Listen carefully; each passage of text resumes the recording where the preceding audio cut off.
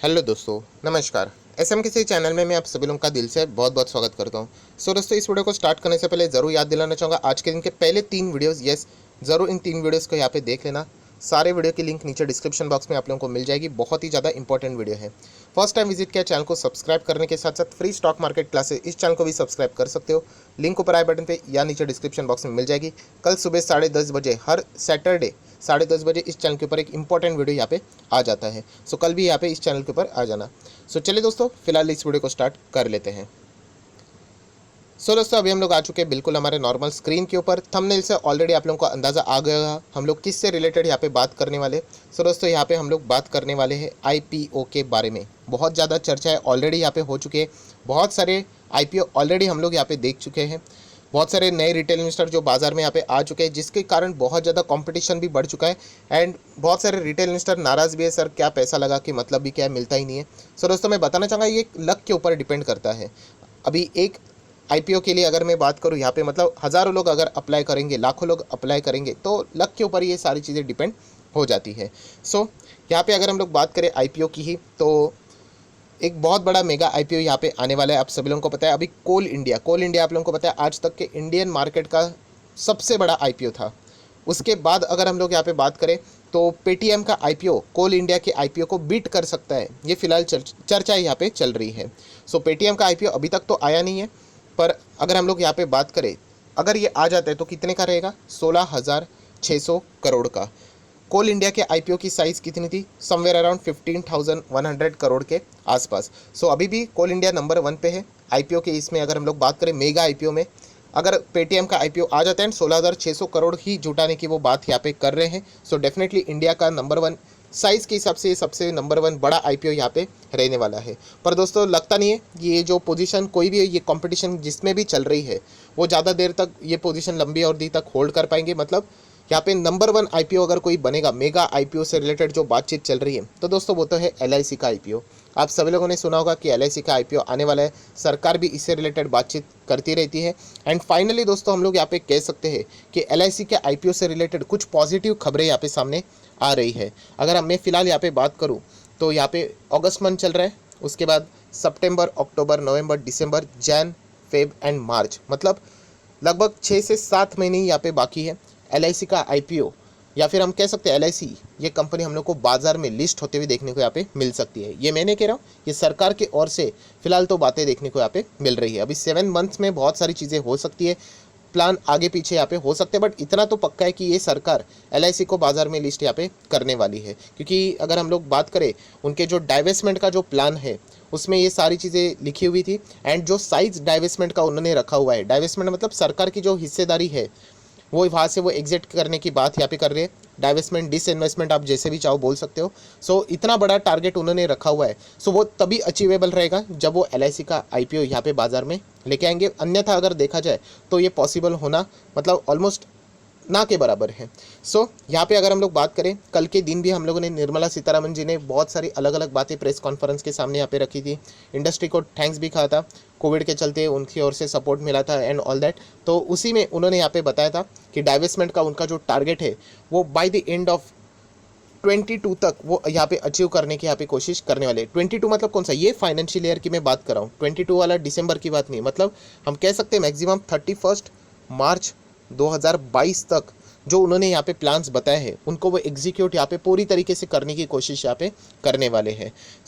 यहाँ पे ऑलरेडी आप लोगों को पता है कि कल भी मैंने आप लोगों को ये बताया था कि दीपम ने भी कहा था कि एयर इंडिया का भी पूरी तरीके से डाइवेस्टमेंट 2022 मतलब 31 मार्च 2022 तक ख़त्म हो जाएगा। उसी के साथ साथ बीपीसीएल का भी वही प्लान है। एंड उसी के साथ साथ अगर हम लोग यहाँ पे बात करें तो एलआईसी से रिलेटेड भी जो बातें हम लोग को देखने को मिल रही है, उन्होंने कहा है कि 21-22 मतलब 31 मार्च 2022 तक अगर हम लोग बात करें तो एलआईसी का भी यहाँ पे आप लोगों को डाइवेस्टमेंट यहाँ पे देखने को मिल सकता है। अभी ये कितना होता है नहीं होता है ये डिपेंड करता है, क्योंकि जैसे मैंने कहा कि एलआईसी अगर देखा जाए तो एक सरकारी कंपनी, आप लोगों को पता होगा। बहुत सारे लोगों के कुछ कॉमन सवाल भी आते हैं, सर एलआईसी के जो स्टेक रहेंगे जो बेचेंगे किनके पास इसकी हिस्सेदारी ज़रा बता सकते हो? दोस्तों, ये बहुत ही मतलब नॉर्मल सवाल था, क्योंकि अगर आप लोग सिर्फ विकीपीडिया भी करोगे एलआईसी के बारे में अगर आप जानना चाहोगे, एंड बच्चे को भी यहाँ पे ये पता है कि ये पूरी सरकारी कंपनी है। पूरी मतलब अगर मैं नीचे भी यहाँ पे जाता हूँ तो आप देख सकते हैं owner government of India 100% share government के पास है, एक शेयर भी इधर उधर किसी के पास नहीं है। सो पूरा पैसा यहाँ पे जो रहेगा वो गवर्नमेंट के पास ही यहाँ पे जाने वाला है। सो यही कहना चाहूँगा कि यहाँ पे एलआईसी का आईपीओ से रिलेटेड बहुत सारी खबरें सामने आ रही है एंड आने वाले 6 से 7 महीने में ये आईपीओ शायद से हम लोगों को बाजार में देखने को मिल सकता है। देखिए होगा नहीं होगा हमारे हाथ में नहीं है, हमें प्रिपेयर्ड रहना है, बस इतना ही मैं यहाँ पे कह सकता हूँ। प्रिपेयर्ड मतलब आप लोग जितना चाहो यहाँ पे एलआईसी के आईपीओ के लिए थोड़ा सा ज़्यादा पैसा लगाना चाहते हो तो इसके लिए फंड साइड में रख सकते हो, अभी से शुरुआत कर सकते हो धीमे धीमे करके, क्योंकि ये आईपीओ सभी लोगों को पता है ये हिट ही होने वाला है। कुछ भी हो जाए, जैसे मैं कहता हूँ ना, कुछ आईपीओ होते हैं ब्लाइंड आईपीओ रहते हैं, जैसे कि सभी लोगों को पता है अगर एचडीएफसी का आईपीओ आ जाता है, कौन सा वाला, एचडीबी फाइनेंशियल्स, तो वो भी एक ज़बरदस्त आईपीओ रहने वाला है। कब आएगा पता नहीं, उसके लिए भी टाइम हो सकता है। रिलायंस का जियो का आईपीओ रहेगा तो वो भी एक वैसा ही आईपीओ रहेगा, आराम से लोग बिंदास निवेश कर सकते हैं उसमें लॉन्ग टर्म के लिए भी। देन रिलायंस के रिटेल का आईपीओ भी बहुत बड़ा आईपीओ हो सकता है, मतलब अगर वो बाजार में यहाँ पे आ जाते हैं तो। उसी के साथ साथ पतंजलि का आईपीओ अगर आ गया तो वो भी एक बहुत ज़बरदस्त रहेगा। वैसे एलआईसी की अगर हम लोग बात करें तो ये भी एक ब्लाइंड टाइप का आईपीओ यहाँ पे रहने वाला है। सो यहाँ पे सबसे बड़ा दिक्कत ये है दोस्तों, एलआईसी का जो वैल्यूएशन था वो सबसे बड़ा दिक्कत था कि ये कंपनी का टोटल साइज़ कितना है उसका ही वैल्यूएशन करने के लिए सरकार को बहुत ज़्यादा समय लगा था। और दोस्तों मैं आपको बताना चाहूँगा कि यहाँ पे जो एलआईसी का आईपीओ है, फिलहाल बताया जा रहा है कि ये 2 पार्ट्स में लेके आने की प्लानिंग यहाँ पे चल रही, इतना उसका साइज़ ये बड़ा होने वाला है। मतलब आप देख सकते हो यहाँ पे बताया जा रहा है कि एलआईसी में स्प्लिट, ये जो आईपीओ से रिलेटेड बातें यहाँ पे चल रही है, 2 पार्ट्स में हम लोग को ये देखने को मिल सकता है with a gap of a few months. So एक बार ये आईपीओ आ जाएगा, उसके बाद कुछ मंथ्स तक गैप रहेगा, उसके बाद एक और बार यहाँ पे पब्लिक के लिए आईपीओ ओपन यहाँ पे हो सकता है। आईपीओ तो नहीं बोल सकते, नाम अलग रहेगा बट चल जाएगा। सो कितना प्लान यहाँ पे चल रहा है, LIC is planning to mobilise ₹1 lakh crore. अभी का आईपीओ कितने का था, 15,100 करोड़। अगर कोल इंडिया की बात करें 16,600 करोड़ के आईपीओ की बात हो रही है। पेटीएम की कोई मैच ही नहीं है, 1 लाख करोड़। आप लोग अंदाज़ा लगा सकते हैं कितना, लगभग 9 से 10 गुना बड़ा आईपीओ हम लोग को देखने को मिलने वाला है। सो प्रॉब्लम क्या है यहाँ पे कि इस 1 लाख करोड़ के आईपीओ को क्या वन शॉट में यहाँ पे उतारा जा सकता है। सो डिफ़िकल्टी यहाँ पे लग रही है, क्योंकि आप देख सकते हैं क्या बाज़ार की कैपेसिटी है इतने बड़े आईपीओ को एब्जॉर्व करने की। ऐसा नहीं होना चाहिए कि सभी लोग अप्लाई तो कर रहे हैं बट 1 लाख करोड़, मतलब आप अंदाज़ा लगा सकते हो कि इतना पैसा आना चाहिए, राइट। सो यहाँ पे अगर इसको हिस्से में अगर डिवाइड किया जाए, सो यहाँ पे हम लोग कह सकते हैं कि अच्छी तरीके से रिस्पांस हम लोग को देखने को यहाँ पे मिल सकता है। और उसी के साथ साथ दोस्तों मैं आप लोगों को बताना चाहूँगा, ये जो 1 लाख करोड़ के आईपीओ की बात हो रही है वो कोई एलआईसी पूरी नहीं बेच रहे हैं।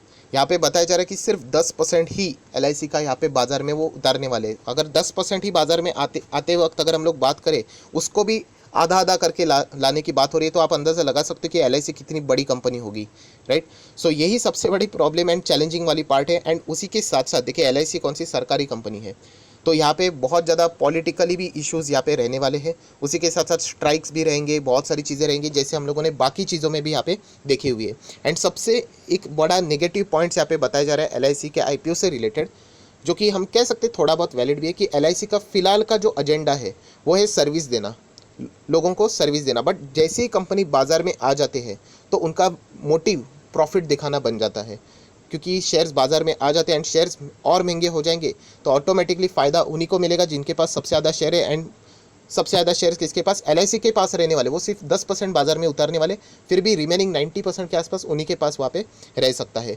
प्लस यहाँ पे और भी दिक्कतें रहने वाली है कि एलआईसी को अगर बाज़ार में उतारेंगे उसके बाद क्या 75/25 वाला जो रहेगा वो क्या इनको अप्लाई होगा या नहीं होगा, अगर होगा तो फिर वापस वो कैसे यहाँ पे लेके आएंगे, क्योंकि इतना इजी नहीं है। यहाँ पे सिर्फ 10% ही अगर बाज़ार में उतरना है तो उसके लिए भी 2 बार यहाँ पे लाने, मतलब प्लान बनाने की कोशिश यहाँ पे चल रही है, तो इतना डिफ़िकल्ट होने वाला है। सो कुछ यहाँ पे मॉडिफिकेशंस भी या फिर अमेंडमेंट्स भी यहाँ पे किए जा सकते हैं कानून में, तो बहुत ज़्यादा दिक्कतें भी यहाँ पे रहने वाली है। बट इतना तो बात पक्का है दोस्तों, 100% पक्का है कि एलआईसी का आईपीओ आज नहीं तो कल यहाँ पे आ सकता है। प्लस जैसे एक बात अधूरी छोड़ दी मैंने बीच में ही, जैसे आप लोगों को कहा था कि एक बड़ा नेगेटिव पॉइंट है कि एलआईसी का फिलहाल का जो फोकस क्या है, सर्विस देना, बट प्रॉफिट देना बाद में अगर टारगेट यहाँ पे आ गया तो फिर थोड़ी बहुत दिक्कतें भी यहाँ हो सकती हैं। एंड इसीलिए बहुत सारे लोग इसको विरोध भी कर रहे हैं। वो तो चीज़ें चलती रहेगी यहाँ पे, वो तो हमारा कोई काम नहीं है। हम लोगों को यहाँ पे देखना है कि फाइनल डिसीजन यहाँ पे क्या रहता है। सो अभी तक आप देख सकते हो जितने भी आईपीओज आए थे जनवरी से लेकर जुलाई तक वही 50,000 करोड़ तक के आसपास थे। अगस्त मंथ की अगर हम लोग बात करें लगभग 28,000 करोड़ तक के आसपास रहेंगे। इन दोनों को भी अगर हम लोग मिला देते हैं तो भी 78,000 करोड़ है। इससे भी बड़ा रहेगा LIC का IPO। तो आप अंदाज़ा लगा सकते हैं इतने सारे कंपनीज के IPOs को जोड़कर भी अगर आप लोग देखोगे तो फिर भी वो LIC तक मैच नहीं कर पा रहे हैं। सो इसीलिए हम लोग कह सकते हैं कि बहुत ही ज़्यादा चैलेंजिंग पार्ट रहने वाला है। एंड फिलहाल जो यहाँ पे राउटर्स की अगर हम लोग बात करें, उन्होंने अपनी सेपरेट रिपोर्ट्स के द्वारा ये बात बताई है कि वो एक्सपेक्ट कर रहे हैं गवर्नमेंट के हिसाब से कि शायद से वो LIC का IPO यहाँ पे 2021-22 ख़त्म, मतलब वही 31 मार्च 2022 तक ये IPO यहाँ पे ला सकते हैं। मतलब 6 से 7 महीने का ही डिफरेंस है, हम लोग ऐसा यहाँ पे कह सकते हैं। सो अभी आएगा नहीं आएगा वो तो देखना पड़ेगा।